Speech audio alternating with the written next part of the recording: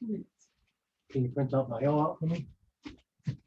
Yeah, well, I gotta hop on another conference call, here at 5:30. So, I'll send it over to you on a conference call. I sent it to Harold and he hasn't given me the thumbs up yet. So you may want to, just send him a reminder of text. Because I know there's still a session, so, if you can get the thumbs up, I'll be happy.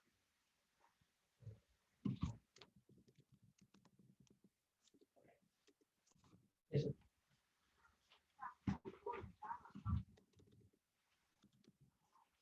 Did you print out the Bible? I'm doing it right now. Okay. Did I leave my glasses over here? No.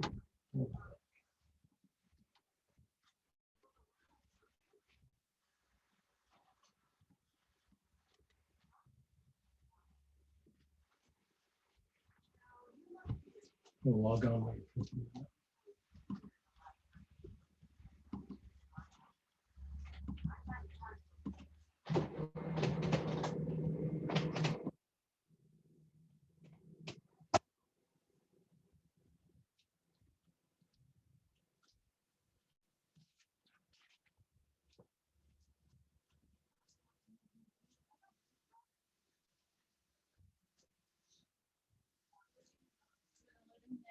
Do you want to get on too? Can you mute it?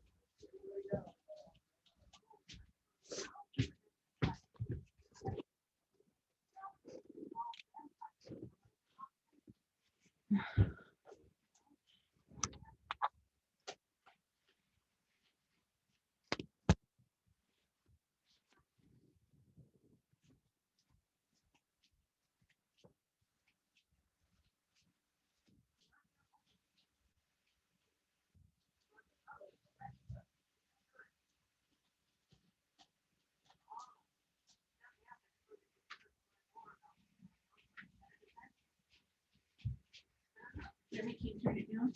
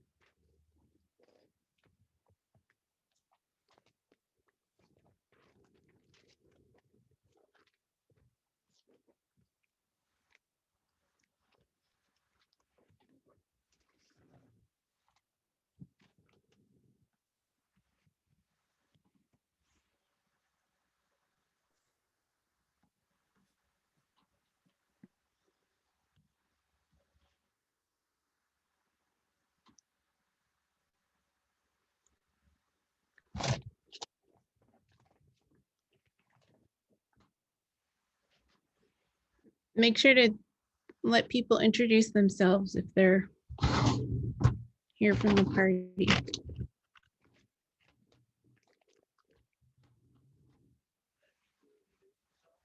Yeah, like how Chante does where she says, well, staff members are here, we'll let them introduce themselves.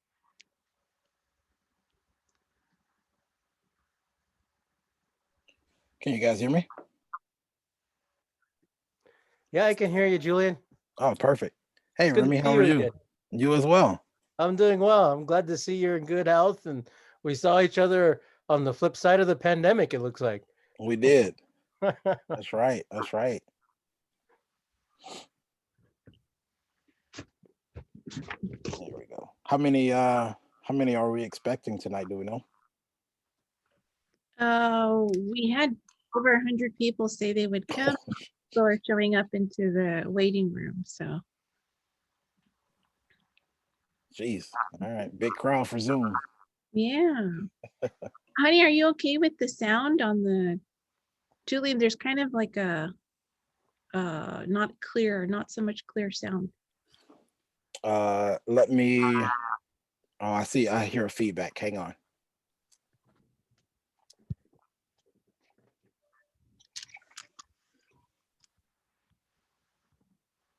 Okay, does this work? Can you test it again? Test, 1, 2. Is this work better? I think it works better. There's Wait, still a little bit of feedback on my end. I don't know why. oh, Maybe I should try to exit out and return. okay. All right, give me just a second. Let's see. Oh wait, my feedback is gone now. Can you hear me okay now? Is it mine? Honey, does it sound okay on your end? When Julian speaks, there is a little feedback. There is. Okay, I'll exit out and come back in. Okay. Well, it sounds fine now. Yeah, I lost the Give me a 10 count real quick. 1, 2, 3, 4, 5, 6, 7, 8, 9, 10.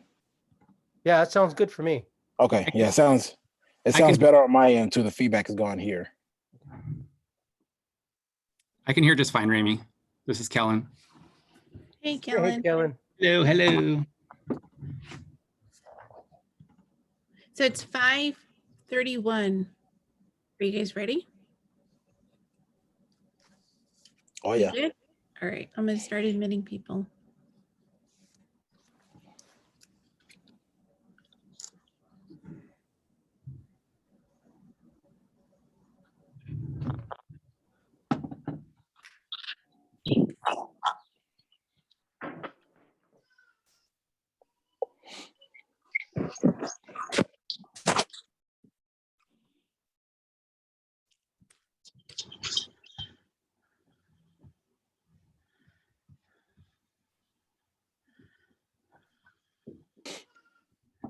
Well, maybe I do this and maybe I do that.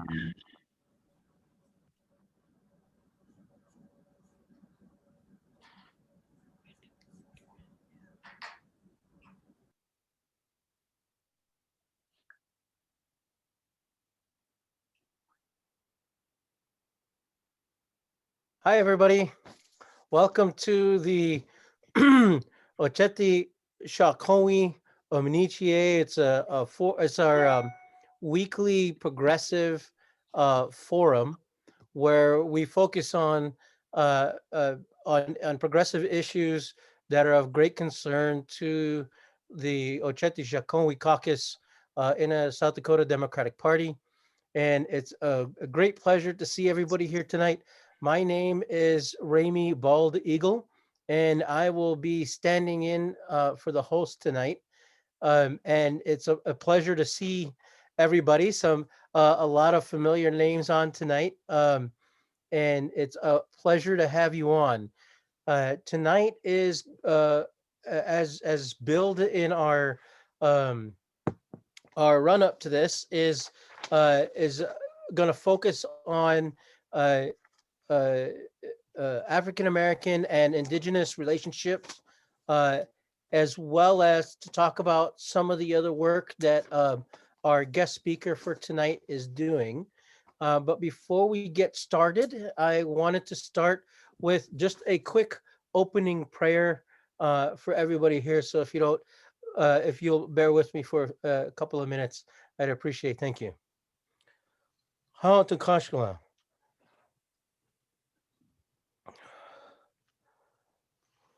Hieche to Kashla Petukili Michante Kimechi Yuskaye. Hecha to ha ni toka Wayaso Kia Wahina Jiki Imaya Kukta. To Kashla Wichoni Mitawa Kia and Petu Wanji Akemiku. Hio Wopila Ichichie Michante ki Ichia Taha. Echetwolo Ha Matake Oyasin. Thank you for bearing with me on that, and formal welcome. We'll talk about some of our folks that are on tonight. we have some staff members and other folks that are here. And I'd like to start with an introduction of our vice chair of our Oceti Sakowin. Mr. Kellen returns from Scout. If you can introduce yourself. Hey, thank you, Ramy. Good evening, everyone.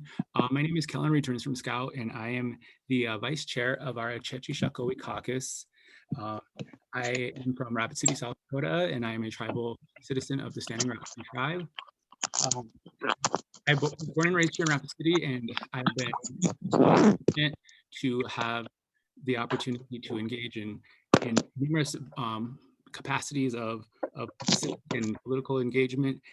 I'm excited to be here this evening because I think that the shared interests of the African American community and the Native American community can really join forces to be impactful for relations and all the other areas that we are in a struggle to kind of to address effectively in moving forward, not only for tomorrow, but for next year and 10 years and for our kids and grandkids. So that's important to me. That's an important part of my engagement. And so I'm excited to hear the conversation of what we can achieve tonight. So thank you. Thank you, Kellen, and may the 4th be with you. Next, I'd like to introduce the staff from the South Dakota Democratic Party that are on with us this evening. And we'll start with the person that is responsible for gathering our speakers and organizing the link. And that is my beautiful wife, Elena Beautiful Bald Eagle. Hello, good evening, everyone. My name is Elena Beautiful Bald Eagle. I am a citizen of the Diné Navajo Nation from the Southwest. I help the South Dakota Democratic Party with public relations in regards to Native American and Indigenous issues. I also write the weekly column that comes out from the South Dakota Democratic Party. And yeah, I'm here. I'm excited. Excited to hear from Julian and welcome everybody. Thank you. And I also see that we have Mr. Jamie Smith on today. Welcome, sir. If you take a moment to quickly introduce yourself. You bet. Hey, it's great to be here. It's my first availability, and I'm happy to be here. I'm going to bug out early too because Minnehaha County Dems are meeting at 7, but I am the House Minority Leader in the state of South Dakota, one of 8 people in the House of Representatives, and there's 3 senators. And so anyway, I'm happy to be here and always willing to learn and be a resource or have you be a resource to me so I can make better decisions for the state. So it's an honor to be here with all of you, and thank you for having me be here. Thank you, sir. So that's some of the staff and our elected officials. And I apologize if I missed anybody. I'm trying to scroll through the gallery here and take a look, but I'll start off now by introducing our great speaker for tonight, who I had the pleasure of working with in McGovern Day last year. And he gave a beautiful speech, and I love what he had to say. You know, it's a pleasure to see this individual here with us on this forum tonight. I think we're pretty lucky to have him. Julian Beaudion has been a law enforcement officer for the state of South Dakota for more than 10 years. He's the director of the South Dakota African American History Museum. He's vice president of Establishing Sustainable Connection and a proud member of the Face It Together Board of Directors. Julian is married to Dalinka Beaudion. Did I say that right? Okay. Yeah. I apologize if I didn't get that right. They have 2 daughters together, Jemiah and Jalea. Julian attended Louisiana Tech University. Growing up in Louisiana, he developed a passion for creating opportunities to help others achieve their goals. Julian and his family have dedicated themselves to public safety and public service, and we are blessed to have him here with us in the great state of South Dakota. So with no further ado, I'd like to introduce you to Mr. Julian Beaudion. Welcome, sir. Well, thank you. I appreciate that. You know, that I think that bio probably needs to be updated. Since then, we've had a third daughter. So now I'm the proud father of 3 beautiful girls instead of just 2. So, you know, all women pray for me, man. I'm outnumbered. Um, but it's a lot of fun. I love my family.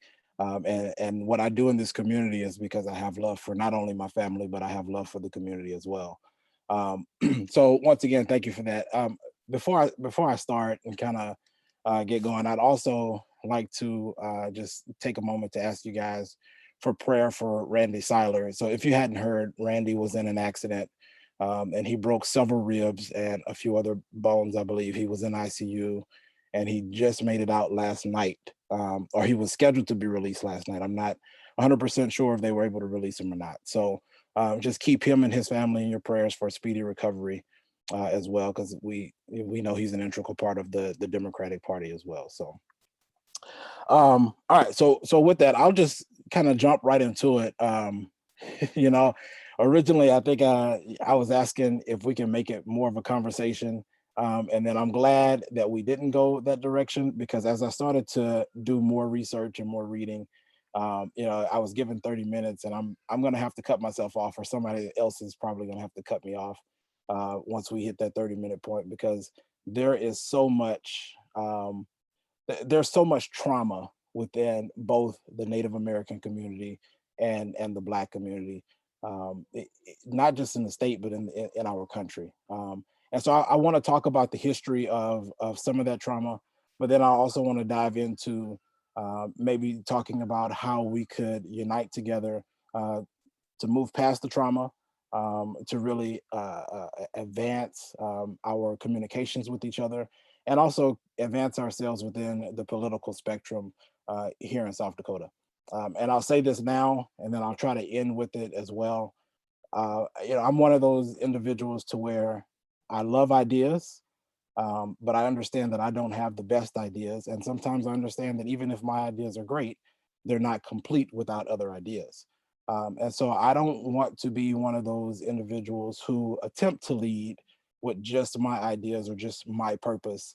I want to work collectively together with the ideas of many individuals so that we can really serve the best interests of whatever community we are serving.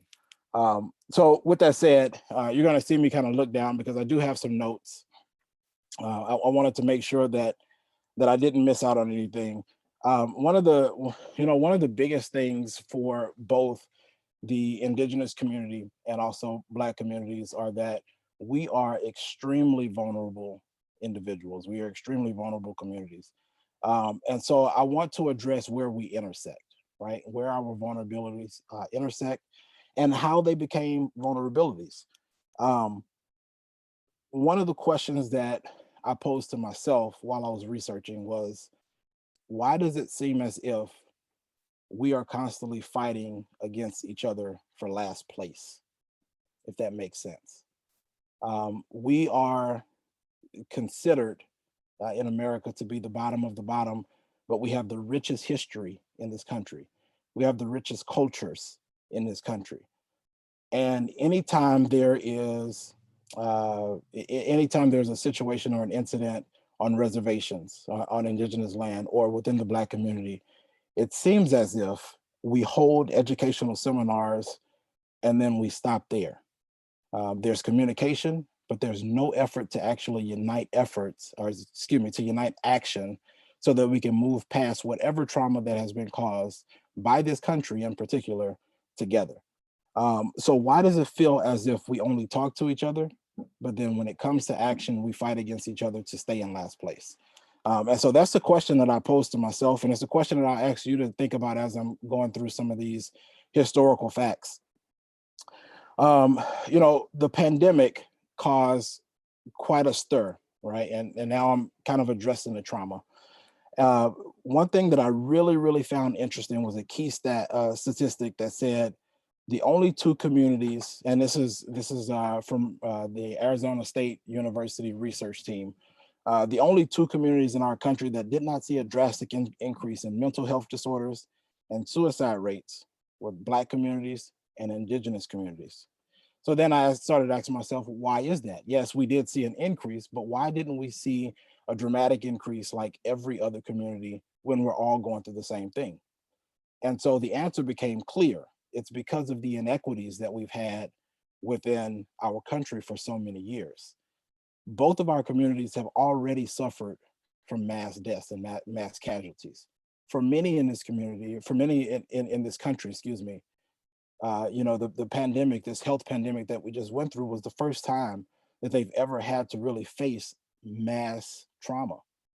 We know that for hundreds of years on Native land and also within the ranks of the Black community, we have had these mass deaths. We have had public executions. We have had our country specifically create laws to stop us from using our voice. As a matter of fact, we know more than just using our voice, we have had specific laws that would allow the executions of Native and Black individuals to completely rid our race, to completely get rid of our country. And so because we've dealt with this before, this trauma was nothing new for us. And so the trauma that impacted everyone else in our country, did it have an impact on us? Absolutely it did. But the impact as far as mental health disorders and suicide rate did not increase. And I thought that that was extremely important to note, because when you go through something as traumatic as a mass casualty, you would imagine that in any community, those numbers would increase. So keep that in the back of your mind as well as I go through some of this. What I really want to talk about is the unity piece. And as I'm talking about the unity piece, we'll go back into some of the historical facts on how, and I promise you all of this will tie back in. But as I talk about the unity piece, I also want to discuss how this country has really suppressed the voice, the bodies, the movement, the progression of Black and Indigenous communities. So I just don't want to say that the country did it without giving you some historical facts behind it. So in particular, and I'm going to stick on voter suppression because once again, I only have 30 minutes. So I'm going to try my best to stick on one topic. So we're going to talk a little bit about voter suppression because we see what's going on down in Georgia. We see what's going on in Texas. We see what's going on in Tennessee right now. And we can really relate to a lot of those issues. So Tennessee, we'll start with them because Georgia is a whole nother spectrum, but we'll start with Tennessee. Recently, there was a law in Tennessee that was passed that actually would remove the voting rights for those individuals who are caught protesting. And it's protesting, they call it illegally protesting, right? And so we know the two communities that have the most protests because we have the most reason to protest in this country are Indigenous communities and Black communities. So one form of voter suppression right there is going to touch on, once again, the communities that are most vulnerable because you only see protests, you only see rage, you only see anger from vulnerable communities. Otherwise, if things were equitable, we would have no reason to protest. So to suppress someone's voice for a purpose of being, for a purpose of driving equity, in my opinion, is absurd. The second thing is the way that they got the power, and this touches on Tennessee, touches on Georgia, Texas, and then also Alabama just a little bit because Alabama actually was the state that brought this case to the Supreme Court that had the law passed. But the way that they got the power was in 1965, August of 1965, Supreme Court actually overturned what they call permanent action. And we know that that's in 1965 is when the Voting Rights Act was passed. Originally, when it was passed as a permanent act to give everyone permanent access to vote. Because the permanent part was overturned, Black and Indigenous communities now have to fight every 25 years to re-up on that promise to vote. So we just had it passed right before John Lewis passed away. And so I believe we have another 21 years or so within this time frame. But in the next 20 to 21 years, we'll be fighting again for the right to continue to vote, for the right to continue to use our voice. And so once again, I'm giving you specifics on what this country, this justice system has done to suppress the voice of Black and Indigenous communities. 2013, 2013 Shelby versus Holder, and this is where Alabama comes into play. So Shelby County versus Eric Holder, which at the time was the Attorney General of the country. Supreme Court actually overturned a section of the Voting Rights Act, which in that section, there was an unintentional consequence. That unintentional consequence actually gave a ruling for counties to have specific powers. And this is how we transition now into what we see going on in Texas and in Georgia. And we're calling this kind of the new Jim Crow era of voting restriction or voter suppression. I won't go into what Jim Crow was. That's a whole nother subject in itself. And so if you don't know what Jim Crow, the Jim Crow era did to Black and Indigenous communities, I would strongly suggest you go and research that yourself. However, with this new era of Jim Crow laws that are being passed in Texas and Georgia, these are the things that we have to see. We have a restriction of hours to vote. So previously in these states, what you saw was ballot or polling locations opened at 6 a.m. in some counties, and then they wouldn't close until 8 or 9 o'clock at night. This restricted specifically, because now it's a state law, it restricted the hours of operation of polling places. So we're talking 8 a.m. to 5. So if you can't get out of your job, which we know most workers who cannot get out of their job are probably communities of color, you cannot use your voice to vote. So that's one thing. It also restricts the number of days that you can vote. So in the South, there's this big thing called, I think it's Praise to the Polls, I believe is what it's called. And so churches would get together on Sundays, and these are normally churches of color, would get together on Sundays in mass groups, go and vote at the polls. Well, now here's where that Supreme Court ruling in Shelby versus Holder comes into place that gave the counties individually the power to restrict or to make laws on their own. Now in this law in Georgia, what they have done is they have said, well, since Shelby versus Holder gives the county the power, we are also going to give the county the power based on that particular ruling to say you can pick and choose whether it's a Saturday or a Sunday, or you can just pick and choose not to have any voting at all on the weekend. It'll just be Monday through Friday. So now, once again, you're limiting the amount of access that communities of color, specifically Indigenous and Black communities, have to polling places. Aside from that, they have made acts of kindness illegal. And so the Cherokee community down in Atlanta, and I have to just kind of step to the side here 1 second. The Cherokee community is one of the largest Indigenous communities or populations in our country. My wife's family actually just happens to be a member of the Cherokee community. But the state of Georgia in particular has never recognized federally any type of reservation or any type of Indigenous community within their state, although it makes up a population of about 15% of their state. And so I found that to be interesting as well. But the Cherokee community has really mixed in with the Black community down there to form about 42% total population in the state of Georgia.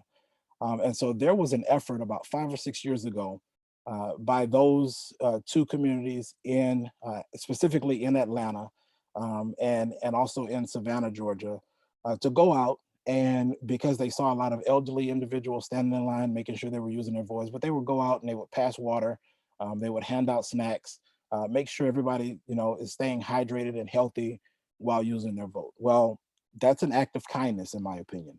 And so Georgia has made it against the law and an arrestable offense. It is a misdemeanor, but it is an arrestable offense to go out and hand water or hand snacks to individuals in line who are voting. So health disparities, number one, those who need to eat, every couple hours, every 2 or 3 hours.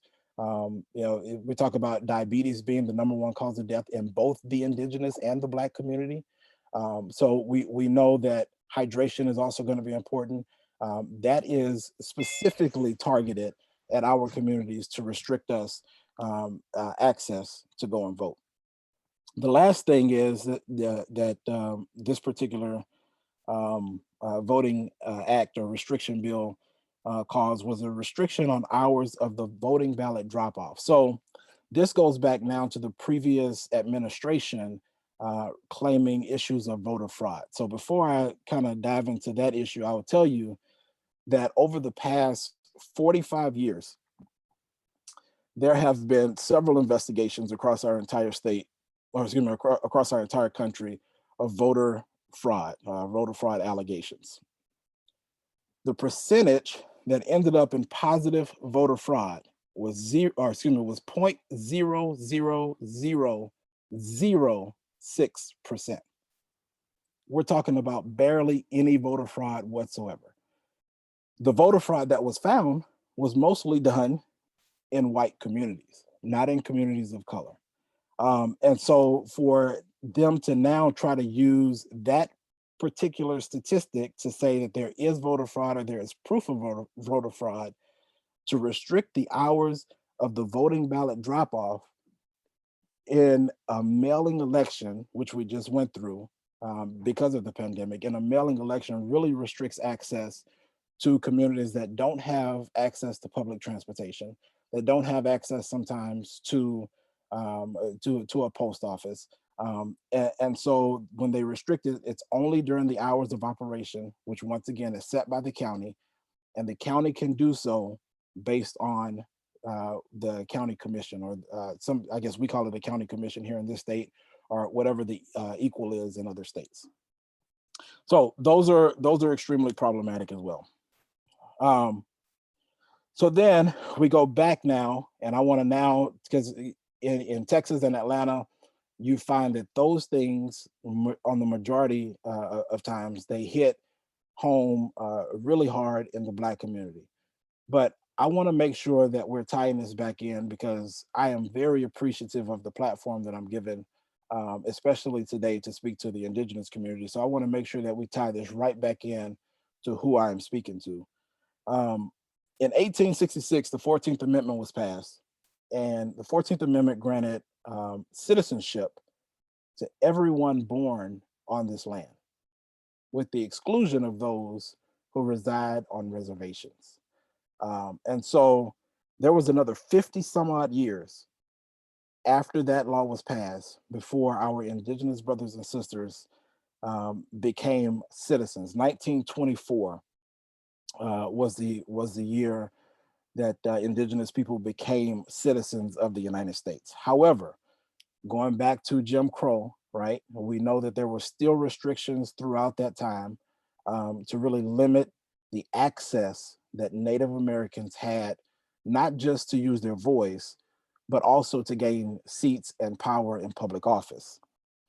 One of the things that was required, and I believe in some states it is still required, I'm not 100% sure, I couldn't find the law here in South Dakota, so I'm not 100% sure if it's a law here. But one of the things was there was a requirement of a physical address. And on most reservations, I know this happens in North Dakota, I know in Nebraska it happens as well. On most reservations, there are no physical address. There are lot numbers, there are community numbers or community alphabets, if you will. And so there is no physical address. So that's number one, and that restricts you getting certain levels of identification. If you don't have a physical address, it restricts you from getting passports to travel in and out of the country. And we know that those are two things that are required to register to vote. So it's not just now restricting your access to go to the polls, it's restricting your access to go to register to vote, right? So now you can't even think about using your voice. The other thing, or a few other things here, is we know most reservations are in rural communities. There's no public transportation, which I've already mentioned. But then at the same time, there's a lot of health disparities, which even if someone did have public transportation, they had no way of getting in and out of their house. There's lack of internet coverage, there's lack of cell coverage. And so if there was, maybe some type of educational opportunity that was seen on either television or on an internet platform or on Zoom, there are many reservations across our entire country that don't have access to that type of education. So even if they did have access to the polls, how are they educated enough to know who to vote for? How are they educated enough to know who's going to be their best representative? And so that's another disparity that we're looking at. In Arizona in particular, there's a reservation that spans 1.4 million miles, 1.4 million square miles. That reservation has 12 different communities on it, but only 5 mailing locations. And so a lot of those individuals have to travel 60 to 100 miles to even drop their ballot in the mail if they are going to use the mailing system to vote. And so we talk about, a lot of the things that restrict us, right? We talk about a lot of the history that has caused trauma in both of our communities. But we really have never unified together to address those traumas, number one, move past those traumas. But then in my opinion, we've also never really talked how we could move forward in the space of politics to gain power. What we see oftentimes from those who oppose us is they build generational wealth, which builds generational power. And so now they are far beyond what we are aiming for, right? We're just aiming for equity within our judicial system, equity within our legal system. Well, they have that. They've had that since day one. And so to say that we're starting from the bottom is an understatement. We're starting from underneath the ground, to be honest with you. And we can see some minute progress, but as was stated earlier by Jamie Smith, I see he's gone now, but as was stated earlier, we're down to 8 representatives now in our legislature. So what type of power do we actually hold? And so now that brings me to the question, and I'm sorry I closed my notes, but I need to go back. That brings me to a question that I really want to communicate with each other about. And I said I'll open this way and I'll also close this way. I don't have the best ideas. And even when my ideas are great, or some people believe they're great, they may not be complete. And so I don't want to attempt to be a leader in this community, be a leader within the ranks of our Indigenous brothers and sisters communities without really valuing the input of everyone surrounding me. Not just valuing the input, but walking together in action as well. I can't do this by myself, and I don't expect those in leadership positions to do it by themselves either. And so for me, the question is, how do we leverage the opportunity, just as Georgia did, of really making companies, because we talked about the generational wealth and generational power, that comes from economic access. So how do we make the companies within this state become socially responsible, right? I think that's where our unity comes into place. We make them socially responsible to us. It happened with Major League Baseball. It happened with Coca-Cola, FedEx, Home Depot. They all pulled out of whatever agreement that they had to pull out of because they were socially responsible to their customers. Economic wealth, or excuse me, generational wealth and generational power gives you the mindset, really, or the belief that you have to be responsible to your shareholders. But in all actuality, the shareholders are not the ones spending the money. Communities of color are. So how do we technically make them responsible to us? And that's the conversation I'd like to have today on how we make them socially responsible so that our leaders in politics, our leaders in around each of our communities are not really hanging on tooth and nail to the words of the companies, but hanging on tooth and nail to the words of the people. So we're not putting profit over people. So thank you for your time, and I am willing to discuss anything and everything. Well, Julian, thank you for giving us all. It was a lot of information you just gave us, and it sparks a lot of a lot of ideas and a lot of discussion about the parallels to African American struggle for equity, just like it does for Native American struggle for equity in our current political and social systems that we're in. And you're absolutely right.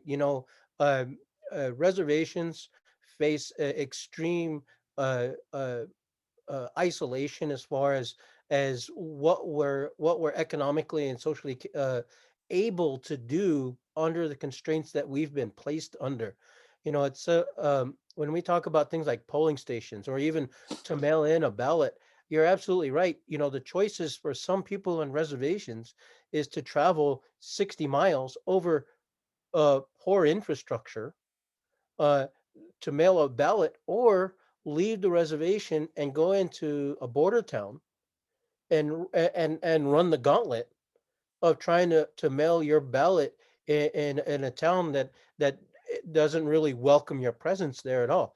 And so there is a lot of commonality between the simple struggle of getting our voices heard in all those communities. And I love the focus that you're talking about making that account where it matters most, and that's in the corporation's pocketbooks. And you know, for a long time now, corporations have been given the privilege of individuals under the law. And so with that responsibility, so comes civic responsibility that you're talking about. And you're absolutely right. When I know that when a lot of indigenous movements in South Dakota were happening, one of the things that we did, one of our strategies was to contact the financial institutions that were funding some of the issues that we were having in our communities, and really asking them about their social responsibility to our population, because we said that you had the consent of your stockholders, you had the consent of the government, but you didn't have the consent of the people who lived here. And so maybe we should look at a corporation's policy when it comes to making decisions in regards to the people that they hope to sell their product to. And it's something that we've been pretty effective at, and it really it takes a concerted effort. Though it's not an effort that we can do individually. Uh, but if we're all in it together and we're all doing it individually, then that mass will pile up. And but we've been lucky, and we've had some movements that kind of harness that. Um, but I think when we look at the examples that you were giving, Georgia and places like that, the amazing work done by the Democratic Party in those areas. And that's something I think we should tap into and look at. And uh, looking at some of the models that they were using, it really meant organizing from the grassroots level. It meant going to every single county and making sure there's a viable county party that's looking at treating us with some equity. And you're right, we're not here to ask for generational wealth. We're coming to the table asking for generational healing, and the equity that is promised to us underneath the founding documents of this country, that is what's common to us all. So I can really appreciate that. I know that this isn't the Ramey Bald Eagle Hour. This is the Julian Beaudion Hour, and I really appreciate the words that you gave us today. And is there any? Has there been any questions in the chat or anywhere? If anybody would like to ask a question, raise your hand, and we'll do our best to get you in there. Um, but one of the questions I wanted to ask is, um, I know that you're active in the Sioux Falls area. Has there been a lot of success in organizing people of color in Sioux Falls?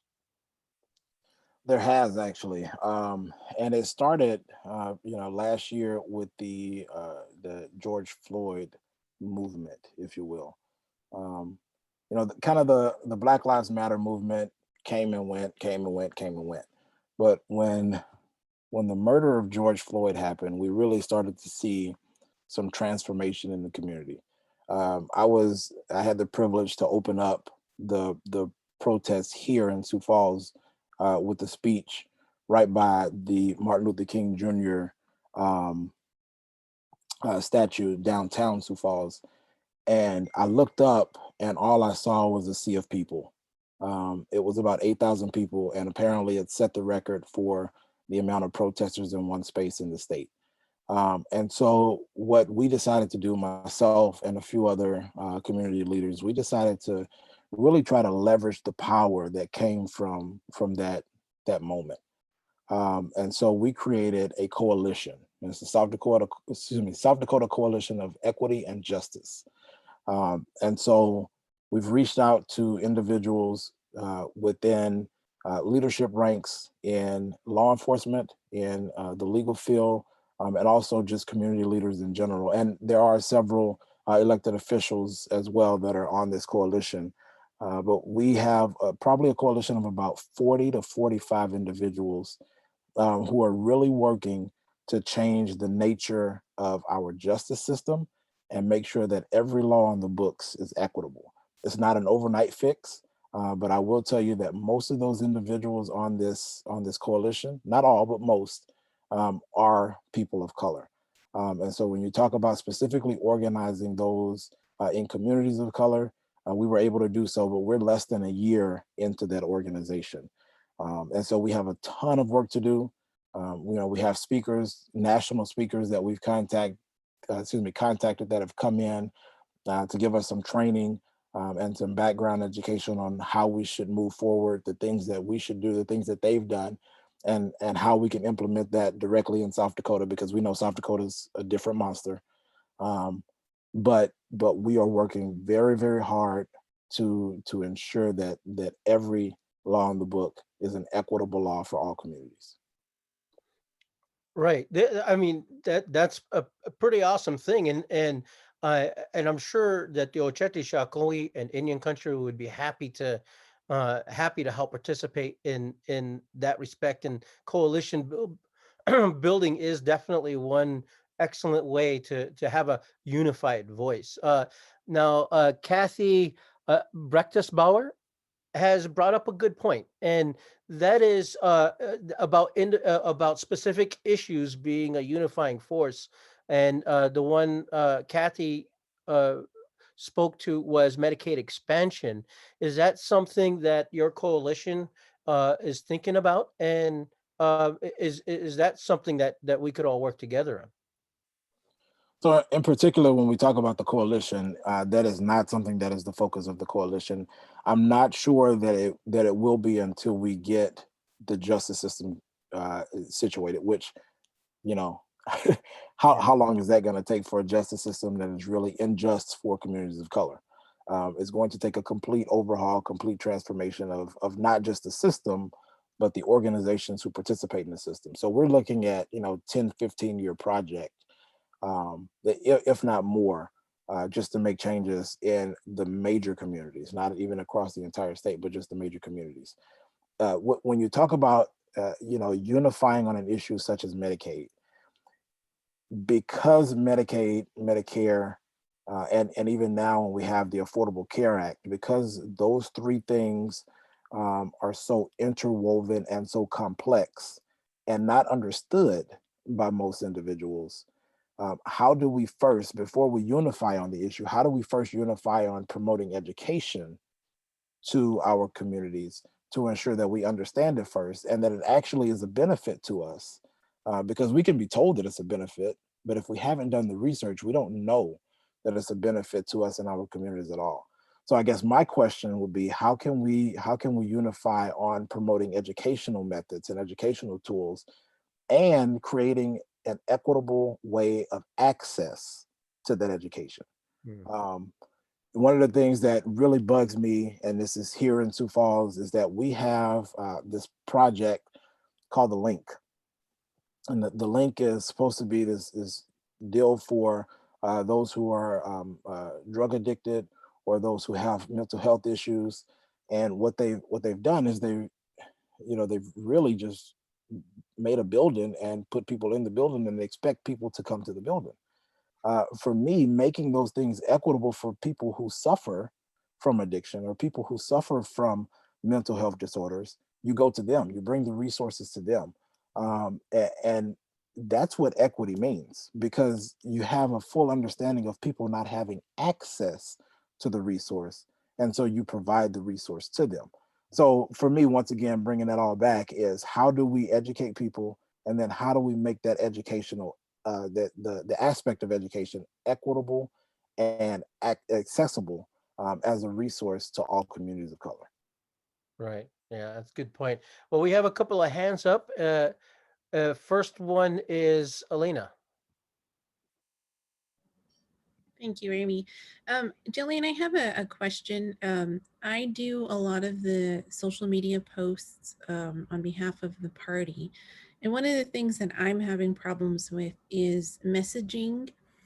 I don't want to say to counter, but what should be, in your opinion, the message to or about Governor Noem's? She's boasting about her campaign to recruit police officers, and the way she's doing it, to me, it's worrisome to me as a citizen, because I want to know if these police officers who are wanting to come here, what their character is, what their values are, and I mean, do they value the life of human beings? So what do you think we could be saying as a party without seeming anti-police? Thank you.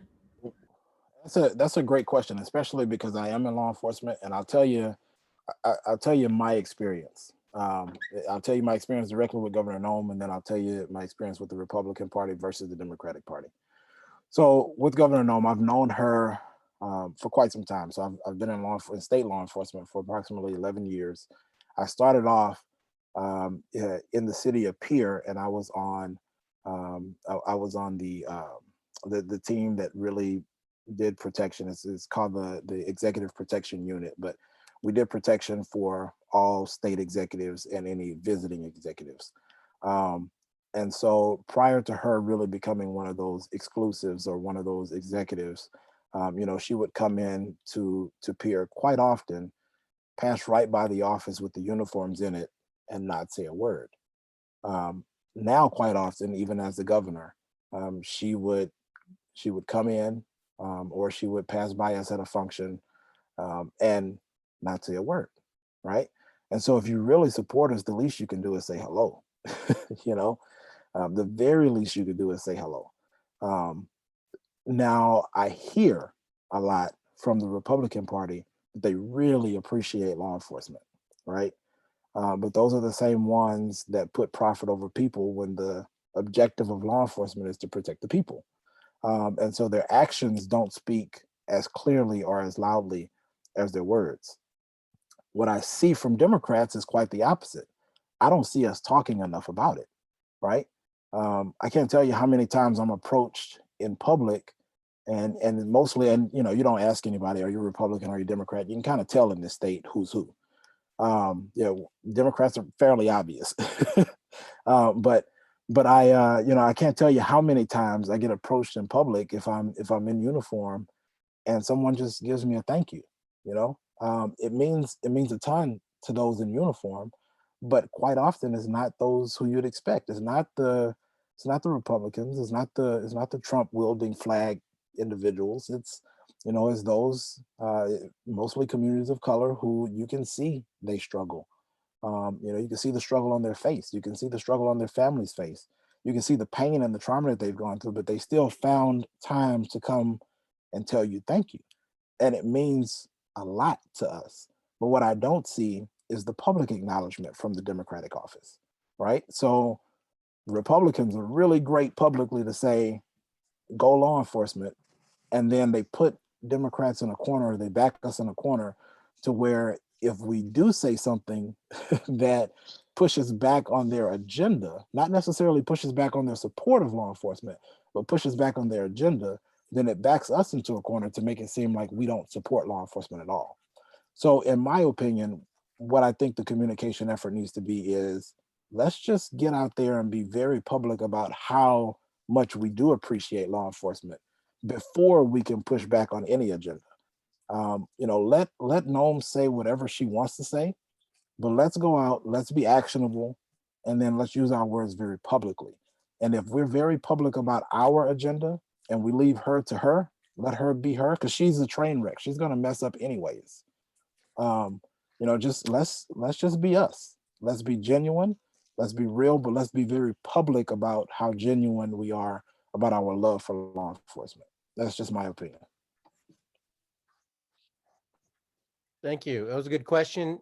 Great response. Thank you. And you're right. It's something that we as a Democratic Party should probably be quite a bit more vocal about in our support. The next hand up is Kellen returns from Scout. Thank you, Amy. I want to thank Julian for coming on tonight.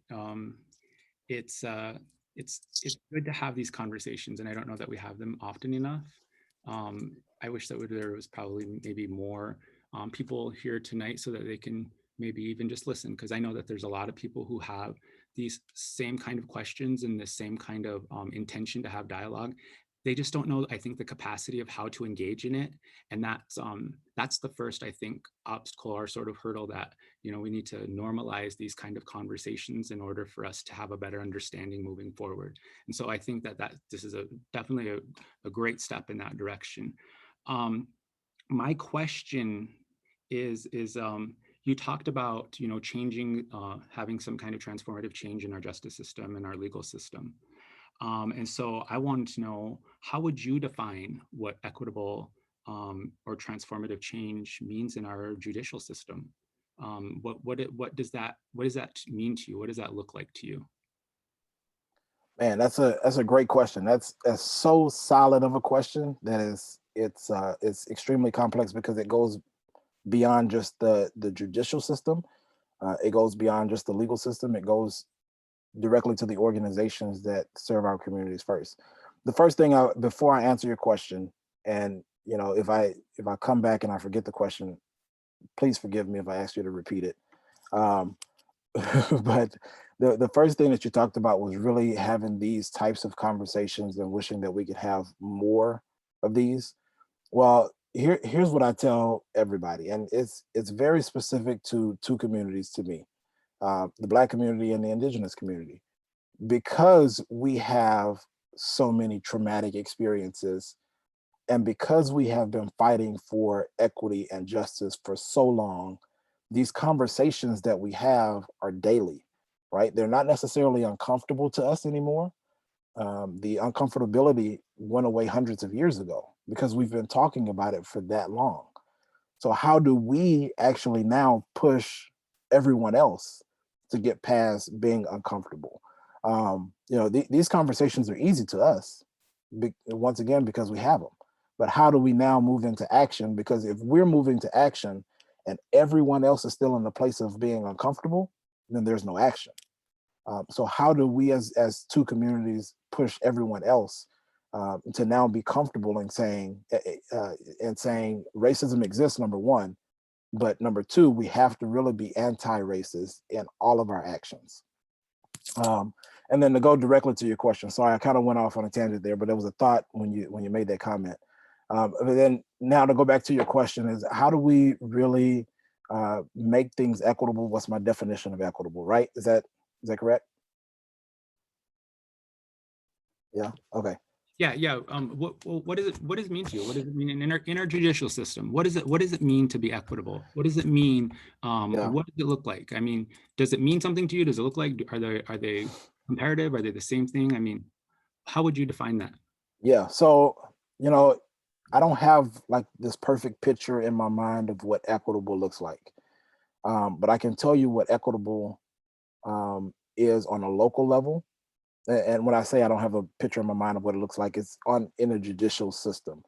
because judicial systems, we talk about circuit courts, we talk about federal judges, we talk about state Supreme Courts, we talk about the US Supreme Court, right? And so those are different platforms that I have not even begun to wrap my mind around.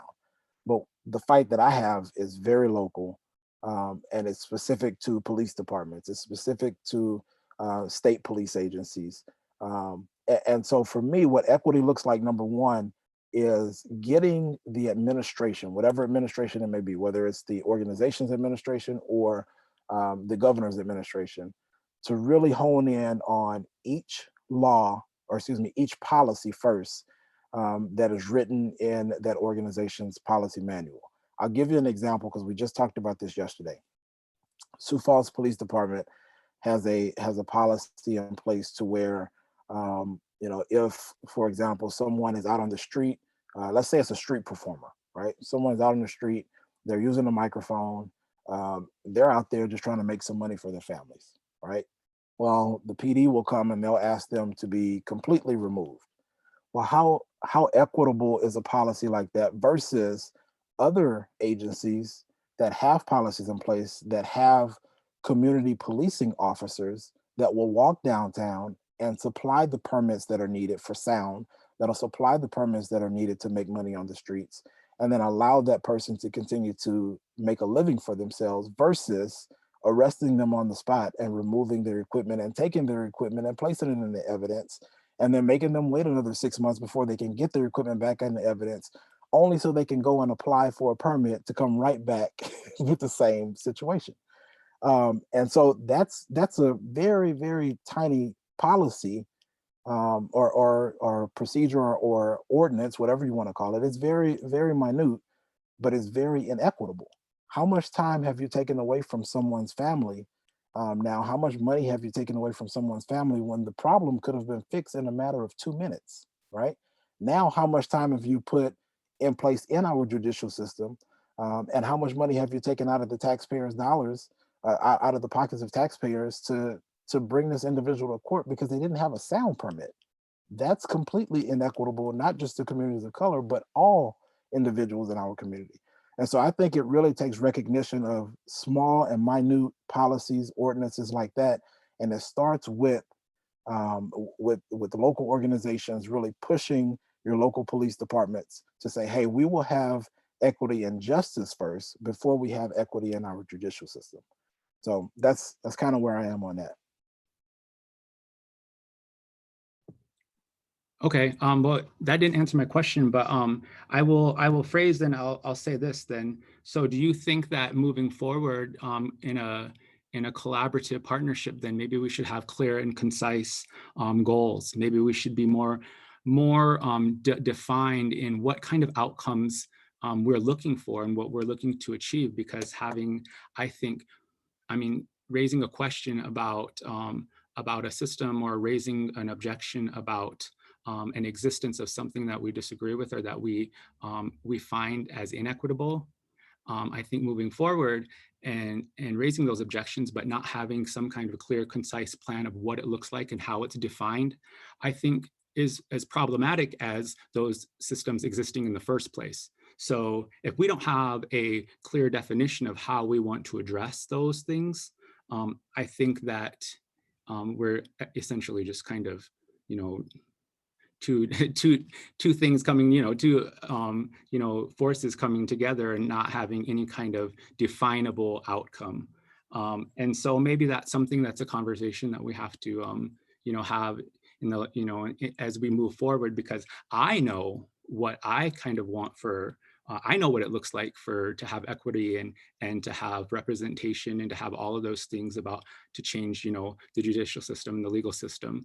I just wanted to, kind of have that conversation to see if it's comparable, because that's, you definitely want to see where we have commonalities, and it's through those commonalities that I think that we can converge upon a message that's going to be conducive to both of our missions and to both of the things that we're striving to achieve.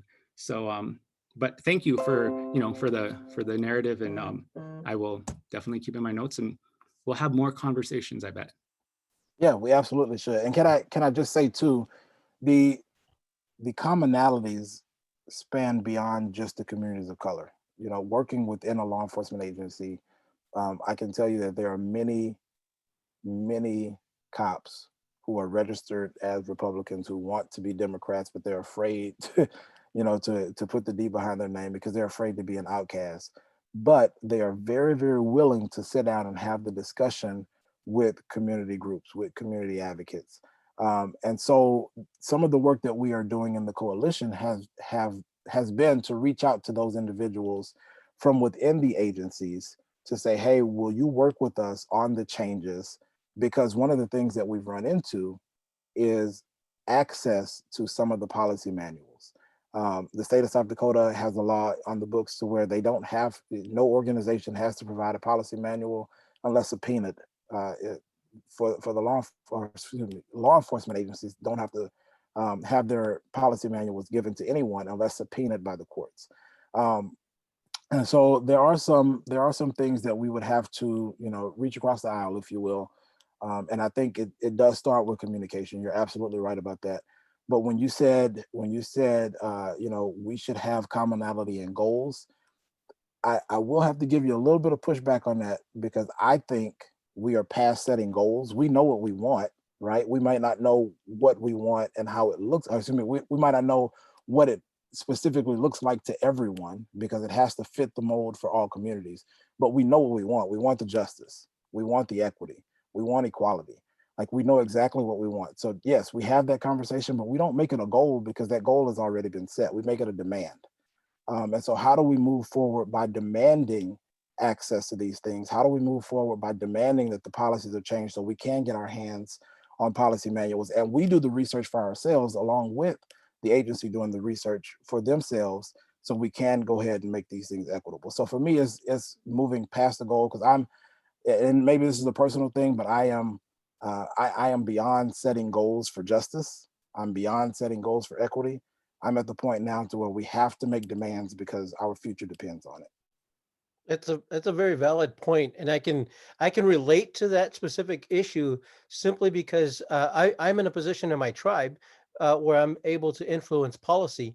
So I can remember a moment where I asked our police department or a police department, "Hey, can I get a copy of your policy and procedures?"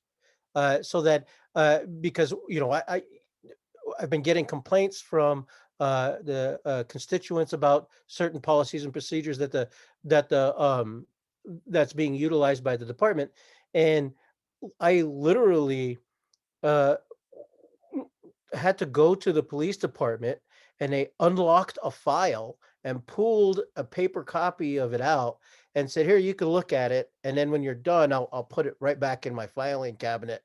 And so they allowed me to go through the manual and look at that one section of the manual. So then I made it a point that as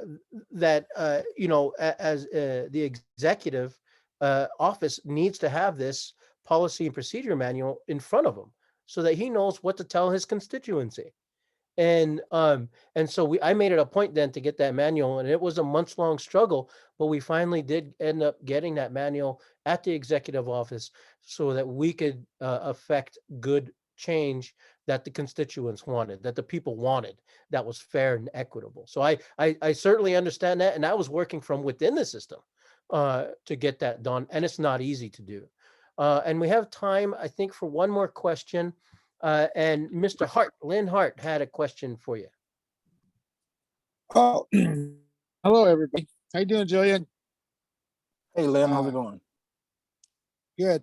You know, everybody that's on here pretty much knows me, and I've been watching very carefully in the state of South Dakota since the Trump administration's taken a hold. The racism, bigotry, I don't know, we all know it's increased immensely. But I think as far as I'm with Julian on this one, we don't need no more goals for justice. We need demands. I've had enough. Being Black and Indian, I'm sick and tired of being sick and tired. I don't know what's worse. I know for sure in my heart that when you try to have a conversation. I was with the South Dakota Humanities Council. Just they have their discussions every other Thursday, and I'll forward on the link. But the question was mostly was conversations. How do you communicate with power? Well, it's like selling real estate. It's location, location, location. If we can remember where we're going to meet, when we're going to meet them, how, all that stuff's pertinent. But the point is, we need to invite people to our reservation because there's so many Ocetianos that we just like a powwow. Do we have to be invited? And there's a fear factor too. I got family in Watertown, South Dakota, and that's white. And they're like, I would love to go to a powwow, Lynn, but don't we have to be invited? There's so much information that, if we don't invite people, they want to be invited, let's invite them. And that's about all I had to say about that. It's just we're not communicating with each other. And I think if we, myself being Black and Indian, I feel both of it. And we need to come together, not apart, to demand change. I'm tired of asking. It's way beyond goals. So that's about all I got to say. But thanks for everybody for listening. I'm out. Ramey, Thanks, Lynn, for that. Ramey. Oh, this is Dennis Olson. Could I just speak for just a second? Sure. Okay, good. It's great meeting, and I've a lot of good information. And I will tell you, I think the discussion that was brought up by Julian, one of the things he talked about was getting input from everyone, and what was just mentioned a moment ago was about whether people were listening and it's time for action. I will tell you one thing that we can feel good about is that we have a Democrat in office. I mean, just think the accomplishments that have been done in this first 100 days. And when I say that, we're not talking about lip service. I mean, I'll just talk about, for example, Native American. We have a first Native American that's on the cabinet. I worked for the Farm Services Agency. That was my career with the USDA. And we have a Native American from South Dakota that's heading the agency in Washington, D.C. And the list, the breaking of glass ceilings, it goes one thing after another. And I realize it's frustrating, but the one thing I'm seeing, and I try to, as most of you are probably aware, I am the national committee person for the state party, and grassroots politics type things of what you were just talking about tonight is I'm 100%, that's 150% is what I'm trying to improve, help try and improve in this state. And meetings like what we're doing now. I mean, last night I was on a meeting with our DNC chair, Jamie Harrison, and the vice chair, who is Senator Duckworthy, and they were talking about what they were, and specifically talked about Black Americans, Native Americans, and in this country, and the state parties, regardless of whether your state is red or blue, and how they wanted to push out changes, and they wanted this from the county level on up to be rebuilt.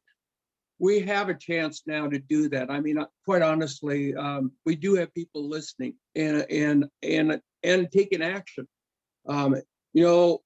We got to remember, regardless of how we can be frustrated, is what we have accomplished since in the last 100 days. When, for example, the jobs bill and these things with COVID, the pandemic that we're under, that we have an administration that has accomplished so much. And all these job bills and stuff like that, we did have one vote from one Republican.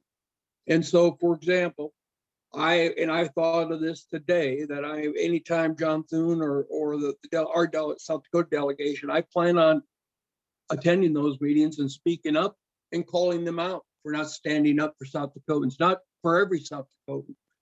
And I will tell you, like, there are meetings. I had two meetings that started the exact same time. I wanted to go to this one, but another one was with the state of Nebraska.